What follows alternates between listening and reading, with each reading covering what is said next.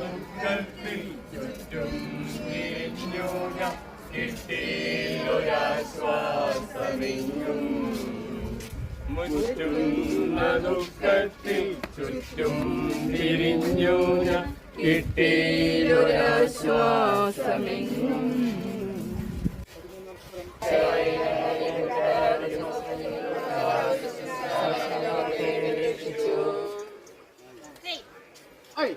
വെള്ളിയാഴ്ചയായിരുന്നു പിറ്റേന്ന് ശാപതമാകും.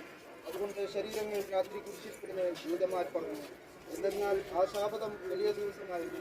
തന്മൂലം കുരിശിൽ തറക്കപ്പെട്ടവരുടെ കണങ്കാലുകൾ തകർത്ത് ശരീരം താഴേക്കിറക്കണമെന്ന് അവർ പിലാത്തോസിനോട് ആവശ്യപ്പെട്ടു. ആകയാൽ പടയാളികൾ വന്ന് മിശിഹായുടെ കൂടെ കുരിശിൽ തറക്കപ്പെട്ടിരുന്ന രണ്ടുപേരുടെയും കണങ്കാലുകൾ തകർത്തു. ഈശോ പണ്ടേ മരിച്ചു കഴിഞ്ഞിരിക്കുന്നു എന്ന് കണ്ടതിനാൽ അവിടുത്തെ കണങ്കാലുകൾ തകർത്തില്ല. എങ്കിലും പടയാളികളിൽ ഒരാൾ കുന്തം കൊണ്ട് അവിടുത്തെ വില പുറത്തുകിട്ടി. ഉടനെ അവിടെ നിന്ന് രക്തവും വെള്ളവും ഒഴുകി. അനന്തരം മിശിഹായുടെ മൃതദേഹം കുരിശിൽ നിന്നിറക്കി ഇവർ മാതാവിൻ്റെ മടിയിൽ കെട്ടി. ഏറ്റവും വ്യാകുലയായ മാതാവേ, അങ്ങേ വത്സലപുത്രൻ മടിയിൽ കിടന്നുകൊണ്ട് മൂകമായ ഭാഷയിൽ അന്ത്യയാത്ര പറഞ്ഞപ്പോൾ അങ്ങ് അനുഭവിച്ച സങ്കടം ആർക്കും വിവരിക്കുവാൻ കഴിയും.